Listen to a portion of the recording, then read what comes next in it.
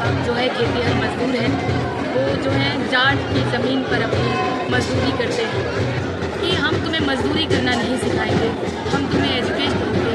यहाँ से हम नहीं चाहते कि तुम यहीं फंसी रहो, हम चाहते हैं कि तुम सबकी आवाज़ बनो। इसीलिए हम संघर्ष इवन जब मैं स्कूल में थी, तब भी स्कूल से लेके कॉलेज से लेके एक ही मेरे अंदर जब JNU के बारे में मुझे पता चला कि JNU में हायर एजुकेशन फ्री है और मेरे माँ बाप दोनों इलिटरेट हैं, तो भी आज तक उन्होंने स्कूल का मुँह तक नहीं देखा है। बताइए कोई वाल्मीकि समाज से आने वाली औरत इधर JNU से कंटेस्ट करने के लिए आया होगा। और कोमल देवी वो बोला था, वो बोल के रखा था कि आज वाल्मीकि औरत गटर पे नहीं उतरेगा, लेकिन सवर्ण लोग के दिमाग के गटर को जाम कर रख देगा, चौक कर रख देगा, जो इस कैंपस में हुआ है।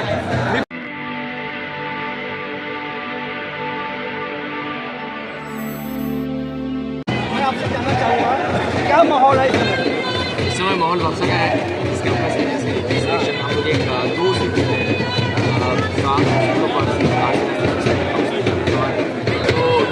सोशल साइंस जो स्कूल है वो इंडिया का one of the best social science school है, जहाँ एक टाइम इसको कहा जाता था कि लाल का गढ़ पूछा करता है जो जिला झंडा।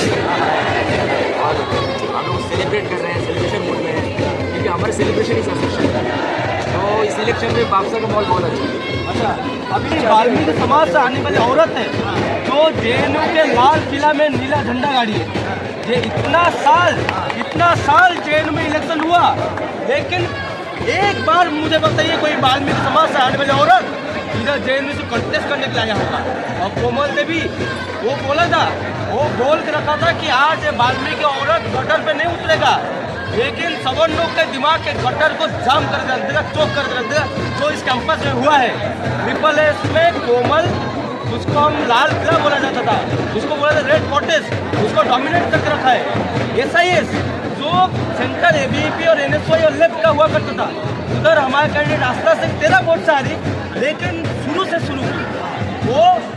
वो पूरा ग्राउंड से शुरू की और उधर दिखा दिया कि बक्सा के जो बोलते हैं कोई नहीं है, लेकिन बक्सा के साथ अभी भी 204 लोग खड़े हैं, बस 13 लोग नहीं थे। हमारे साथ बहुत बड़ी दुर्घटना घटी इस इलेक्शन में। हम रो के इस इलेक्शन लड़े, लेकिन नाच के जीते हैं। इस इलेक्शन को हम नाच के जीते हैं। ये आस्था सिंह, कोमल देवी और राहुल साबित कर चुके हैं। अभी भी हम सेंट्रल पैनल का इंतजार करें। हमारा पूरा कोर वोटर हमें वोट किए और पूरा JNU समाज में वोट किए, हम इंतजार करें। और आज हमारा विजय का एक रैली निकलेगा। आज JNU का नीला आसमान में नीला गुलाल उड़ेगा।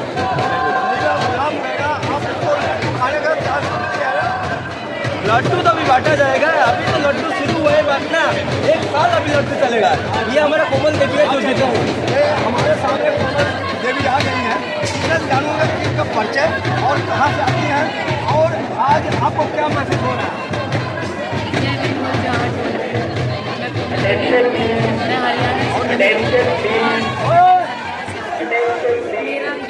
मेरा यहाँ तक पहुँचना ही मेरा संघर्ष है और यहाँ पे मेरे लिए सबसे बड़ी जीत है, सबसे बड़ी जीत।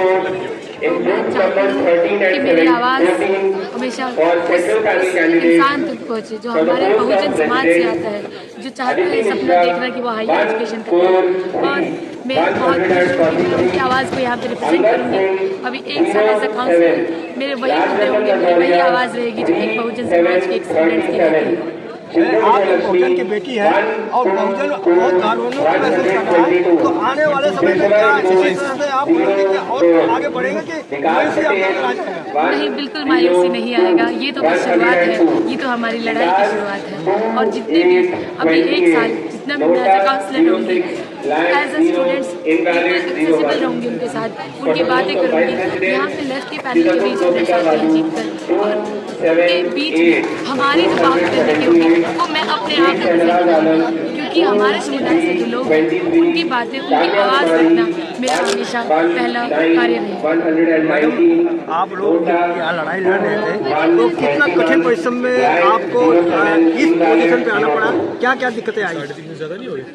जो एक तो ये हमारे समाज में एक रहता है कि हम पॉलिटिकल आगे नहीं जाना चाहते, क्योंकि हमारे पास ना कोई बैकअप नहीं है, तो आपको खुद से जो है हिम्मत जुटानी पड़ती है अपनी आवाज़ उठाने के लिए। तो एक तो मेरा खुद का संघर्ष रहा कि नहीं, मुझे भी अपनी बात रखने के लिए स्टेज पर पहुंचना पड़ेगा, अपनी बात करनी होगी। और जो संघर्ष रहा एक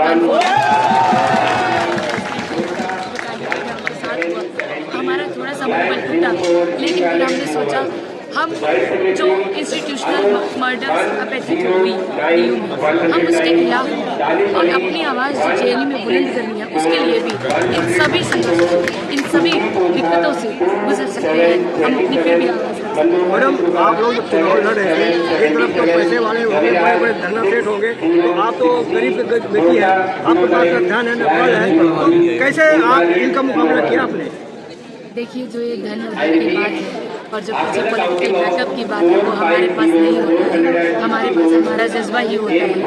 और जो एक पर्चा छापना का चीज़ होती है कि पर्चा छापना है, कैंपेनिंग करना है, सब रिसोर्सेज चाहिए। हमारे पास इतना कम रिसोर्स है, उसमें भी हम सबसे बात करते हैं। जो हमारे समाज से जो लोग आते हैं, जो यहाँ पे हायर एजुकेशन पहुँचते हैं, यहाँ पे उनको एक मेंटल डिस्क्रिमिनेशन फील होता है। उन सभी मुद्दों के लिए जब बात कर पाते हैं मेरी आवाज़ अपनी जैसी आवाज़ है, इसलिए उन्होंने सपोर्ट किया। तो जो कम रिसोर्सेज में भी हम लोगों से पहुँच पाए, यही हमारी सफलता है। और जो ये धन बल की बात है, ये हमें एक चीज़ और मैं देख रहा हूँ कि आप एक तो धन बल और एक जात भी ये फंडा आता है कि जात के नाम पे आपको डिमोरलाइज किया जाता है। आपको पता नहीं, आपको तो ये काम है ही नहीं है, आप ऐसे उस मिथ को तोड़ा। देखिए, जो ये चीज़ है, जो यहाँ पे जेएनयू में बहुत बड़े प्रोग्रेसिव पैनल बनते हैं। प्रोग्रेसिव पैनल में दिखाया जाता है कि हमारे हितों की बात है, बहुजन के हितों की बात है, लेकिन हमें रिप्रेजेंट कोई और करता है, हमारी आवाज़ कोई और बनता है। हम चाहते हैं कि अगर मैं बहुजन समाज से मैं अपने मुद्दे लेकर कोई मेरे मुद्दों के ऊपर पॉलिटिक्स ना करे, तो जो मेरा ये संघर्ष रहा है इसमें यही रहा कि हम बहुजनों की बात करें और मैं कर पाऊँगी। और धनबल और ये सब चीज़ें जाति जो मेरे से जुड़ी है, जो मेरी सोशल लोकेशन मेरे साथ है, वो मुझे इन्हीं संघर्षों से ऊपर उठना सिखाती है। मेरे स्कूल से लेके और यहाँ तक पहुँचना ही एक बड़ा कठिन संघर्ष रहा, उसमें भी कोई रिसोर्सेज नहीं था। बस क्या था कि हाँ, हमें अपना थोड़ा ऊपर उठाना है, अपने लोगों की बात करनी है। हम अकेले तो अपने करियर में आगे पहुँच जाएंगे, अपने लोगों को भी साथ में लेके चलेंगे। ये मेरे साथ। मैडम, आपके माता पिता क्या करते हैं और आपके माता पिता आपको इस लायक बनाया, तो थोड़ा हमारे दर्शकों को बताएं। मैं हरियाणा से हूँ और मेरे माँ बाप जो है खेतीहर मजदूर हैं। वो जो है जाट की ज़मीन पर अपनी मजदूरी करते हैं। आपके पास खेती बाड़ी नहीं है? नहीं, हमारे पास कोई ज़मीन नहीं है, बट हम जाटों की ज़मीन पर मजदूरी करते हैं। तो मेरे माँ बाप ने मुझे यही संदेश दिया कि हम तुम्हें मजदूरी करना नहीं सिखाएंगे, हम तुम्हें एजुकेट करेंगे। यहाँ से हम नहीं चाहते कि तुम यहीं फंसे, हम चाहते हैं कि तुम सबकी आवाज़ करो। इसीलिए उन संघर्षों इवन जब मैं स्कूल में थी, जब तब भी स्कूल से लेकर कॉलेज से लेकर एक ही मेरे अंदर जब जेएनयू के बारे में मुझे पता चला कि जेएनयू में हायर एजुकेशन फ्री है और मेरे माँ बाप दोनों इलिटरेट हैं, तो भी आज तक उन्होंने स्कूल का मुँह तक नहीं देखा है। लेकिन उन दोनों ने यही सोचा कि हम तो स्कूल नहीं देख पाए, मेरी बेटी को इस देश के सबसे बड़े जो फर्स्ट रैंक पे जो यूनिवर्सिटी आती है जेएनयू तक पहुँचाना है, वहाँ पे हायर एजुकेशन करवानी है।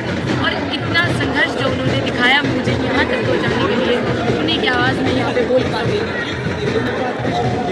तो साथियों, मैं आपको समझाना चाह रहा हूँ, बताना चाह रहा हूँ कि आज पूरे बहुजन समाज के जो सर पर ताज पहना दिया हमारी बेटी, तो आप सुन करके आश्चर्य होंगे कि वाल्मीकि समाज की बेटी है, लेकिन जो मिथ है ये जो गरीब है, वाल्मीकि जो कहते हैं ये छोटी जाति है, लेकिन आज सब मिथ को तोड़ करके एक झंडा यहाँ पर गाड़ी जो नीला झंडा फहरा दिया है यहाँ पर, तो आप सुन करके बहुत हर्ष महसूस होगा।